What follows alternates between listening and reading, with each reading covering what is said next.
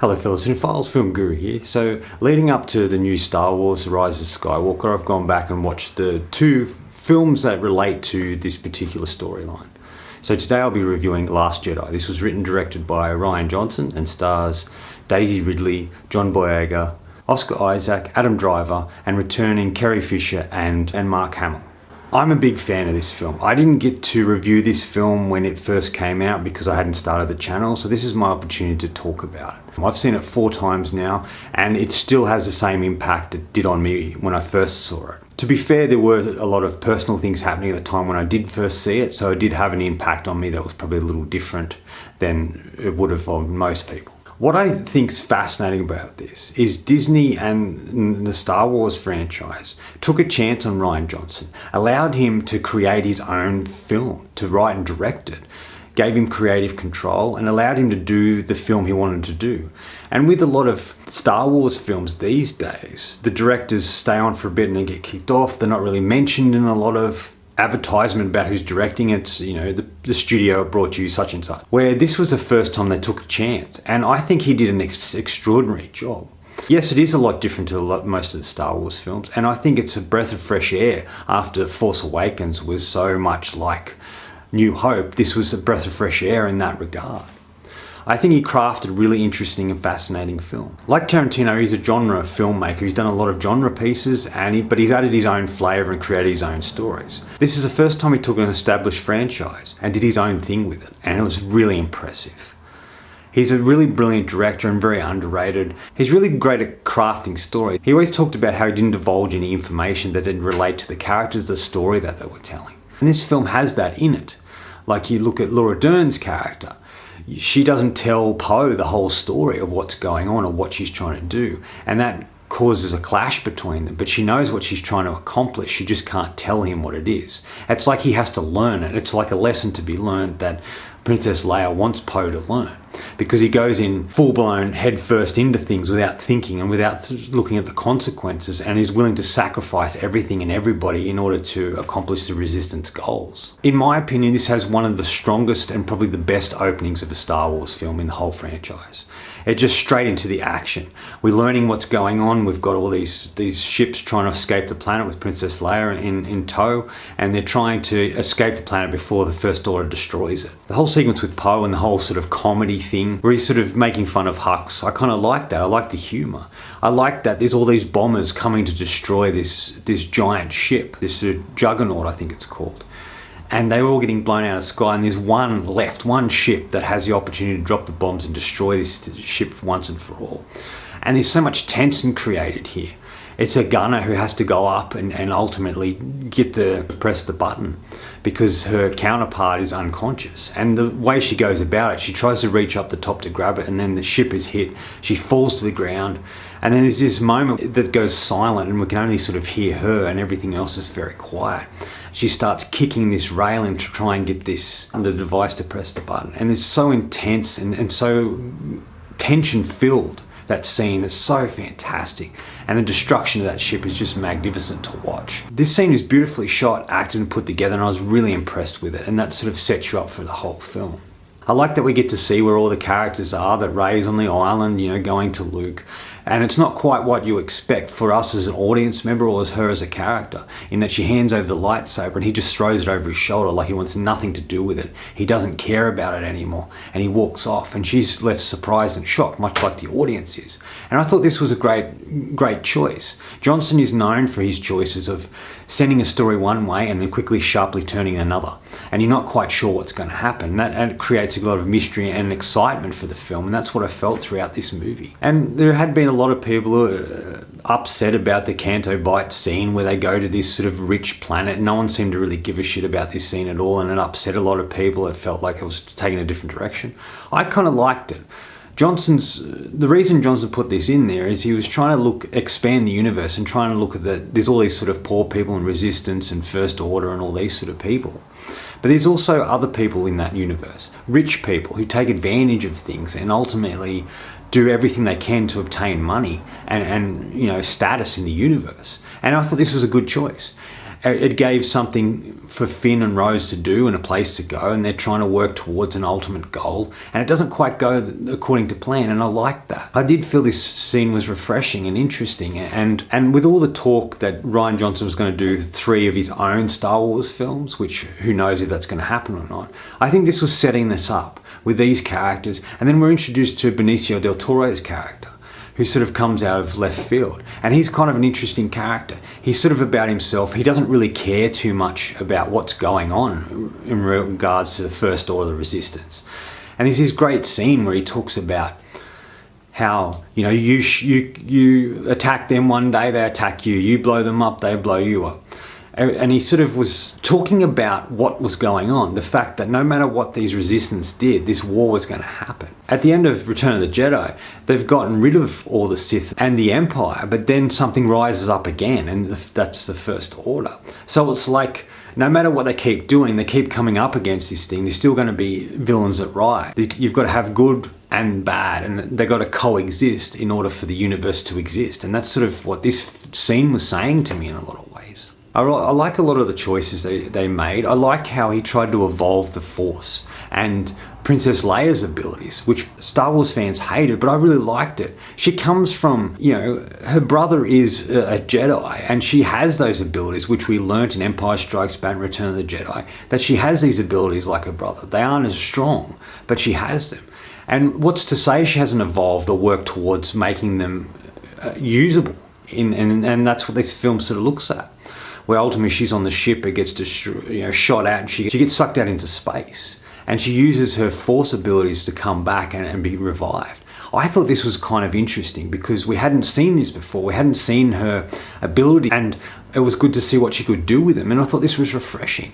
And I liked every aspect of what they did with her character. In a lot of ways, a lot of the characters evolve and change. You know, Rey starts off as this, in Force Awakens, this sort of naive young girl who's very capable, who can fly planes, is very smart, and ultimately has these abilities with the Force that she can use.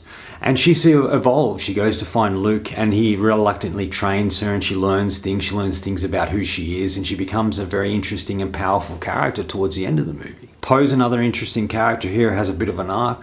Starts this gung-ho pilot, just going headfirst into things. And as the film goes along, he learns a great lesson, and ultimately learns that it isn't about fighting all the time. It's about being smarter. It's about making choices for the future. It's about putting other people first and not sacrificing so much in everything in order to achieve their goals. And I thought that was a really great arc for him as well. A lot of people didn't like what they did with Luke, and even Mark Hamill himself didn't, but I thought it made sense. He was this guy who trained Ben Solo. It didn't go quite according to plan. A lot of people died, and he lost everything he had. He lost the confidence in who he was, and he felt like he couldn't train them anymore, that he would just add badness to them, and he didn't want that to happen to Rey, and he wanted nothing to do with it. It was like he says in it, he went to that planet to ultimately die. But Rey gives him a reason to fight on, gives him a purpose, gives him something to fight towards, and to once again regain his abilities in the Force and use them to help to try and defeat the First Order. And I thought the choices with him were fantastic, and we really got to see a backstory to him. And the fight scene at the end between him and Kylo Ren is fantastic. I love the planet it's shot on. I love its ice on top and red sort of clay, on the bottom, and I really love the look of that, and I love the fight that takes place between them, where Luke's so calm and collected and Kylo Ren's so angry and aggressive and comes towards him. It's just an interesting and well put together scene. And even when they're riding these machines to try and take on the First Order, that's just beautifully shot as well. It just looks fantastic. The action sequences in this film are absolutely phenomenal, and I love every one of them, and I think they're just well captured and orchestrated. Kylo Ren even has an arc in a way. He starts off as this aggressive, teenagey, angsty sort of character, and ultimately works out what he wants to do, and the lengths he goes to achieve that, and ultimately killing Snoke, and becoming the person he wants to be without being told what to do. And he has a great arc as well. I think all of the characters have a great, except for Finn. Finn's a very frustrating character for me, I've noticed, as I've rewatched Force Awakens and this. He's a character that always wants to run all the time. He never wants to get involved, and the only reason he ends up getting involved is to do with Rey. is because she's the only thing he really cares about. But he always wants to escape and run, and it feels like he doesn't change throughout the series. There's no real big arc for him. He just feels like he's just this scared little boy trying to run away from the First Order because they can't beat it. And I guess they're trying to go for the Han Solo thing where Han Solo doesn't really care about it either, but becomes involved in it. But I just felt his character has been undeveloped. They haven't really done anything with him that's kind of interesting. And I hope in the Rise of the Skywalker they actually do something with him and give him a purpose. I like the simplicity of this story. I like the fact that it ultimately takes place nearly entirely in space, where you've got this big cruiser that's trying to defend itself from a First Order big battleship, and what they do to do that, and the plan that is formed that Laura Dern's character has that we don't really know about and is divulged as the film goes on. I like that Princess Leia's still in charge, but she's starting to see a lot of death, and she doesn't want that. She wants people to survive. She doesn't want people to sacrifice themselves in order to defeat First Order. And I think that's really a theme within it, is that you don't always have to sacrifice everyone and everything in order to achieve what you want to achieve. This film really looks at how, in order to achieve the goal, sometimes you have to compromise. You can't go in just guns blazing. You have to have a plan. You have to think these things through and work out what you need to do. I love what they talk about. They are the spark that lights the fire that ultimately destroys the First Order. I think that's a really great mantra in many ways, and what they're trying to work towards. I think this element's fantastic. I like everything that they do with Luke towards the end, how he projects himself to fight Kylo Ren and ultimately he dies and, you know, he goes and becomes a Force ghost. I kind of like that. But the favourite scene of mine is where Yoda reappears, where Luke goes to burn this sacred tree with the sacred Jedi texts as he goes on about, and he can't do it and Yoda does it for him. And Luke's like, but they're the great texts. And he goes, have you read them? Page turners they are not. You know what I mean? Like, he's sort of saying, ultimately Yoda's saying, but the film's saying as well, that you don't need books, you don't need these sacred trees or anything. Everything you need is within you. And everything, and the Force itself surrounds you and it is part of you and you are part of it. You don't need all these things to say, I believe, or I'm part of this, or I feel this. It's all within the characters. And I think that's the most important thing that this film's trying to say. That's why this film works so much for me. There's a connection there, a connection above everything else that I focus on. This film ultimately is trying to be something different, because people complain, all the Star Wars fans and other people complain that Force Awakens was too much like the original film, that they wanted something different, they craved for something different. And Rian Johnson in many ways provided that. This was different to what they were doing, and still, even though it still had little elements of the previous film, such as Return of the Jedi, tried something different. But this didn't please fans. This is the most divisive Star Wars film in the franchise, and it upset fans. People hated it because it was too different. It just feels like there's so many fans out there who crave something different, and then when they're given something different, they hate it and they want something they had before, and it doesn't make any sense. This film is just phenomenal in so many ways. I'm a huge fan of it, and I think it's just a testament to Rian Johnson for swinging for the fences, to doing something different, original and unique, and taking a chance in the way that he did. I think he's a fantastic storyteller, and he crafts really fascinating and interesting characters, and this is a great example of that. So it makes you wonder what's going to happen in the last film, where they're going to take it, how they're going to conclude the Skywalker storyline, and what they're going to do in the end. And the fate of the characters. Who's going to survive, who's not, what's going to happen. And I want to see how they handle Carrie Fisher as well. You know, ultimately she passed away before they could do Rise of the Skywalker. And a lot of her scenes and footage is taken from Force Awakens, developed and changed and put in this film different ways. So I'm kind of interested to see what happens there as well. And look, the Emperor coming back, there has to be a good reason if he's come back, because they can't just throw him in there. It just sort of doesn't make sense to me in many ways.